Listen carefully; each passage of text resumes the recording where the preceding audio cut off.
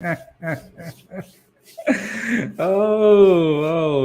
and gentlemen, it brings me so much joy to read this out. Vinicius Jr. has dribbled past Trent Alexander-Arnold 13 times while scoring 5 goals and providing 2 assists across 5 games versus Liverpool. I love it. I love it. I live for this moment. I love the fact Liverpool are hurting. I love the fact they're in the mud. They've been knocked out. They've got nothing to play for anymore. Of course, they can still try for top four. For a moment, they looked like they were making a comeback, but maybe that might be halted for a little bit as well. We'll see what happens there in the Premier League. But every other competition they've been knocked out of, I believe. Yeah, Carabao Cup is already finished. FA Cup, they're knocked out. And the Champions League, they've been put on a spliff. They've been given a lesson. And look, I know we can talk about many other Liverpool players. There are quite a few that are just not looking good. They're very, very uncharacteristic, not looking good, bro. But one that I really want to focus on is Trent Alexander-Arnold. Ladies and gentlemen, look, this guy, when he first burst into the scenes, and then obviously Liverpool were going through that run, I was amazed. I was in awe. I was mesmerized. I was like, do you know what? You had the fullbacks and the likes of Daniel Alves and the one before that, Cafu. You know, they revolutionized that particular position. They made that, like, Cafu was, for me, you know, one that I watched a long time ago, was unbelievable right back. Yeah. And then Daniel Alves took it to a different level where not only he was overlapping right back, but the crosses, the goals he would score from that side, unbelievable. But Trent Alexander-Arnold, for me, took it to a different level. I don't know whether he's eclipsed them, because Daniel Alves is unbelievable. He was an unbelievable player, unbelievable right back. Same with Cafu. For all the people that watch Cafu, will let you know how amazing Cafu was. But Trent Alexander-Arnold, for me, someone who is a playmaker. Like, Liverpool played a lot of their attacks started from Trent Alexander-Arnold. You know, the quality that he would have, he would move from the right back position into central position and sometimes into attacking midfield positions. So it was interesting to see how Liverpool would deploy Trent Alexander-Arnold and his skill set and his strengths. But as seasons went on, and slowly here and there, you know, a few teams finding some chinks in the armor. Not last season, but maybe the season before last season, they had a fairly decent season, of course. Do you know what I mean? Yeah, they ended up, you know, making it to the top four right at the end, and they were vying for all in all competition as well. I believe last season, actually, no, they made it. They actually did all right in the Premier League. No, they were battling with Man City. So no, last season in the Premier League they did well. The season before that, with all the injuries, they just made it. It was that season I saw some chinks in the armor, and some of the teams were going at that. Even last season, there were a couple of times few teams tried to get at them, and I've said it many times. One of the key areas to go after Liverpool is their right back, because of what Trent Alexander-Arnold does with the ball and the space he leaves in that area. And I know there is cover. You have the defensive midfielder sometimes covering there. You have sometimes the centre back covering there. But that is the area. I still remember, I think it might have been Leeds when they first got promoted. Leeds went toe-to-toe with Liverpool, and Leeds tried to exploit that particular area that Trent Alexander-Arnold leaves behind when he attacks. Aston Villa, I still remember, beat them something like 7-1, 7-2, something like that. And there were other teams. And this season, ladies and gentlemen, Trent Alexander-Arnold has been decimated. Defensively, he's shambolic. There are times where he's literally not even running anymore. He's watching the play transpire right in front of him. Players dribble past him, and then he stops running, and he's just standing there. There are times where his defending player once again goes past him, and he's a statue. It's incredible what's happening with Trent Alexander-Arnold this season. He's been dropped from the English national team as well. I don't think he made any of the team selections in the Euros. He might have been in Euros, or maybe he didn't even make it to Euros. But look, his decline, all the plethora of assists and goals that were coming, they have stopped now. They're not coming in those huge numbers as they once used to be. Best believe one of the greatest indicator to understand a player is on the decline is you can see it on FPL. He's still worth quite a lot of money, but those assists and goals have dried up, and I'm pretty certain he's not going to be worth that much money next season in the FPL. Look, Liverpool, they have a huge issue now because this particular player, I know he's young, I get it. He's been playing for many seasons in a row, and it could be the fact that he's burnt out. But if his defensive capabilities don't improve, I don't think the attacking side of things help out at the moment because teams try and get at Liverpool right now. They don't have that similar dominance that they once upon a time they did. And this is what I said, when they let go of Mane, the combination of Salah, Mane, Firmino, and I know Firmino's come to an end, he's leaving Liverpool, but especially Mane, that ascendancy that Liverpool used to have, that threat that Liverpool, that intimidation that Liverpool had up front,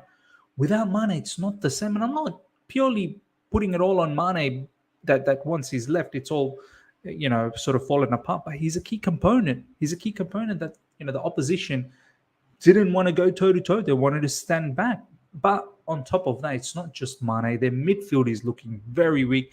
Their defense with Virgil van Dijk is a shadow of the player. That injury that he copped from Pickford has absolutely ruined him.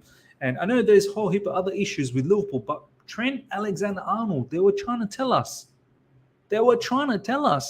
that perhaps he's the number one right back, not just in the Premier League, but in world football. Absolute bollocks. Reece James. Look, I know Reece James has his own issues with injuries, but when he's fit, Reece James, and I've always maintained this, even when Trent Alexander-Arnold was, banging in those assists and banging in those goals, and he's supreme with his free kicks as well. I said it. When it comes to a balanced footballer, that's Reece James. Reece James defensively is a monster.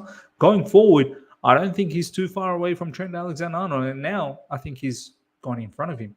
Reece James in the wing-back position, devastating. Under Thomas Tuchel at his peak then, him and Chilwell, they were unbelievable, unstoppable, Reece James. And so many players have said this. Vinicius Jr, Rafael, and many more have said one of the toughest players they've faced is Reece James. And look at what Vinicius Jr has done to Trent Alexander-Arnold over the last few matches that he's played, like absolute shambolic. Motto Football, Reece James has been dribbled past fewer times won in all his 5 UEFA Champions League games, 386 minutes, combined against both Vinicius Jr and Rafael. Then Trent Alexander-Arnold has been dribbled past in 90 minutes, 6 versus Vinicius Jr. Now, I understand it's Vinicius Jr. Anyone can have trouble with Vinicius Jr, of course. But when you're getting decimated in this manner, boy, you have to have some response. You got to come back somehow. Reece James didn't just open up his legs and just allow Vinicius Jr just to do whatever he wanted at his own will. Trent Alexander-Arnold, some of the defending I've seen from him this season, lack of defending, to be honest. Just proper clownery. Proper clownery. I want to showcase to you guys a particular video from Jamie Carragher, which will give us a very good context. No player was dribbled past more times in the Champions League this week than Trent Alexander-Arnold against Real Madrid. 6 Vinicius Jr is the worst nightmare. I mean, Vinicius Jr just simply had his way with Trent Alexander-Arnold. Really did. Really had his way. Used him, abused him, and just threw him on the roadside. Literally did. Trent Alexander-Arnold, we are going to have to go and do something special in Spain, to be honest. But, it's one of them where it's similar to the Barcelona game where we kind of go over there with nothing to lose. Nah, man, this is not the same Liverpool anymore, man. This Liverpool, it is not looking good, bruv. And this player, for me, Trent Alexander-Arnold, he's borderline finished. I think he's borderline finished. I don't know if he's actually genuinely going to be able to be a right back anymore. He's not good enough to be a right back. You got to have some sort of defensive quality. He has zero knowledge when it comes to defensive side of things. He literally does. Whether it's set pieces, whether it's open play in transition, whatever it is, positional awareness on that right side, he lacks massively from the defensive side of things. The deficiencies are mad. And at this level, it is detrimental to the team. And as I've said, there are other deficiencies, huge, glaring deficiencies in Liverpool Football Club. But he is probably one of the most distinct one out there where on a consistent level, and it's not just Real Madrid, throw any team out there, anyone, they will attack Trent Alexander-Arnold's side. Every Premier League team this season. We've even seen Brighton do madness. Brighton's a quality team.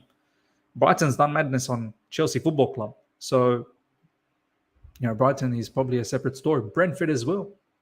Many other teams have had the best against Trent Alexander-Arnold.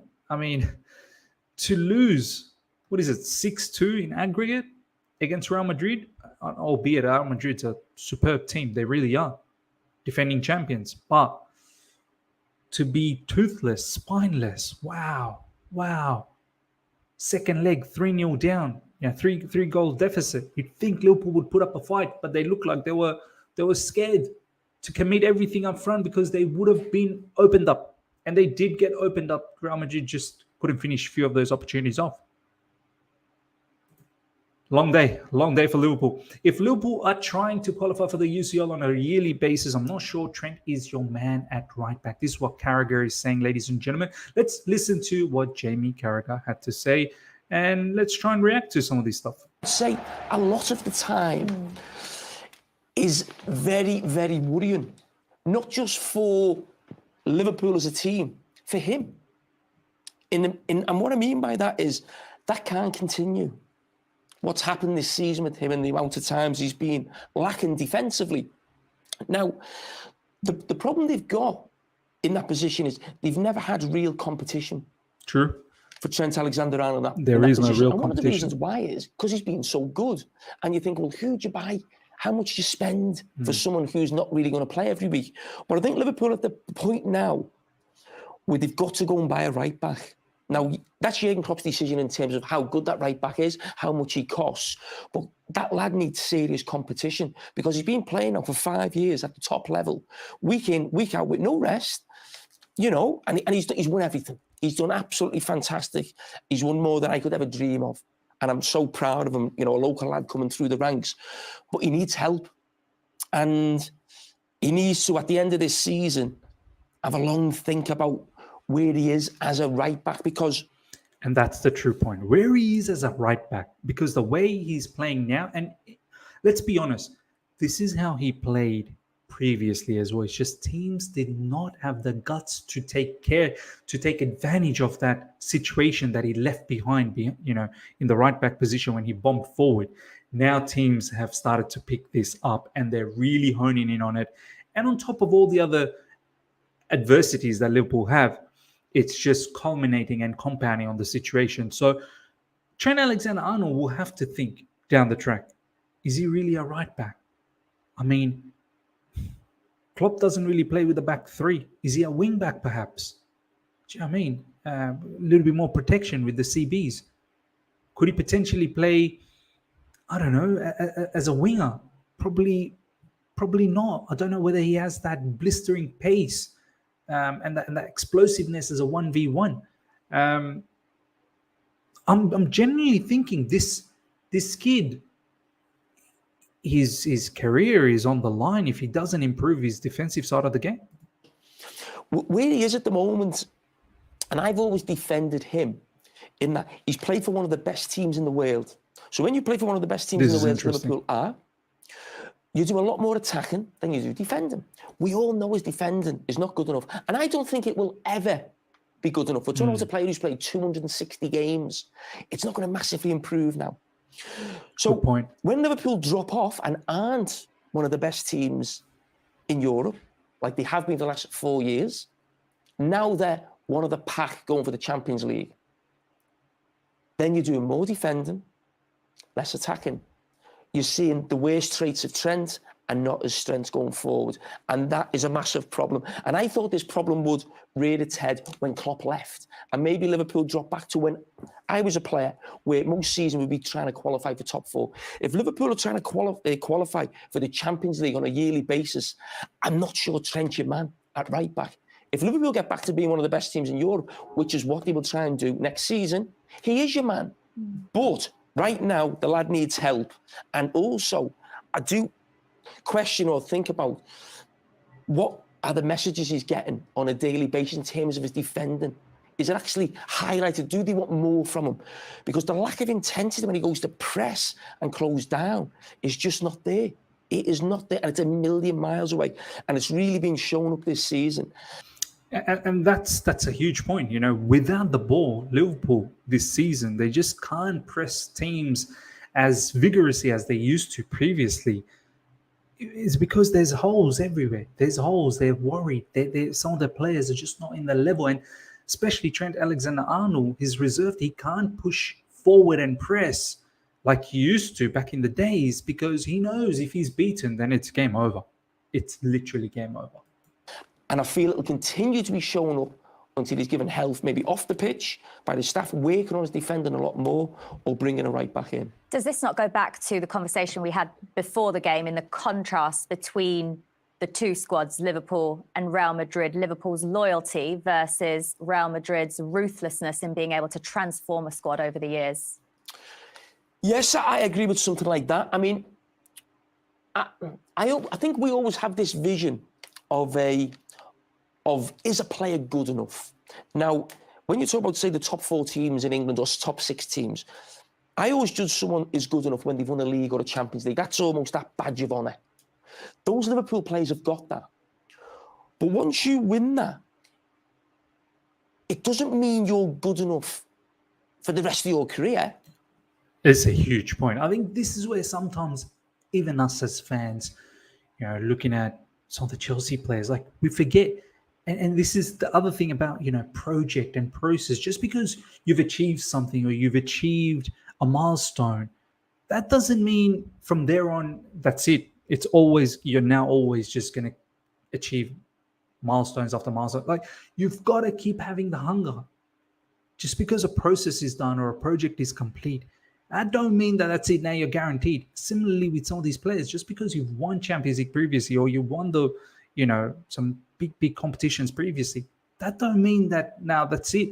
You get a free pass. No, the hunger and desire still got to continue on, or else you're going to get irrelevant. Much like Trent Alexander-Arnold right now, slowly starting to become irrelevant.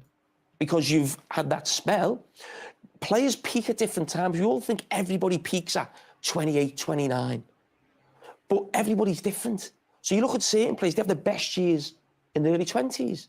Some players, me in particular, mine was later on in my career, I had to build up to become a better player. But right now, some of those Liverpool players have fallen so far away this season than where they have been over those 4 or 5 years. You're in that dilemma of, do you replace them, or is this just a bad season? And that's, I think, is going through every Liverpool supporter's mind. And certainly Jurgen Klopp's, who'd you buy in the summer? It was always felt it was midfield players, but they need defenders as well. And it's, again, is this an off-season or is this a decline from individual players who may need replacing? True. I mean, Liverpool, they don't want to agree with this. They don't want to accept this. They're possibly in a worse mess than we are in Chelsea Football Club. And that's the honest truth. I know this season the table is looking a little bit better for them, but it's not like it's so much better. They're in the mud. At least we're in. I'm hoping, you know, Chelsea Football Club are in a situation where they're slowly, hopefully, coming out of it. We've, you know, got in a lot of new players. We just need to get rid of a lot of players. But Liverpool, they've not started the process. Yeah, they've got in a couple of players here and there, of course, Darwin Nunez and whatnot, Luis Diaz. But they've got a massive cosmetic surgery that needs to happen. But, ladies and gentlemen, we're going to end with this particular notation. Trent Alexander-Arnold come out. This is from someone in TikTok, obviously shared it on Twitter. We have to play this, ladies and gentlemen. A little bit of Reece James, just to let people know who is the number one right back, not just in the Premier League, but I'd even go as far as world football. Hello baby, kilo shele, omo, komole, shake wampa baby, muy bonita, señorita, te llamo mamacita, Hennessy no tequila, caramba, shake up your bunda.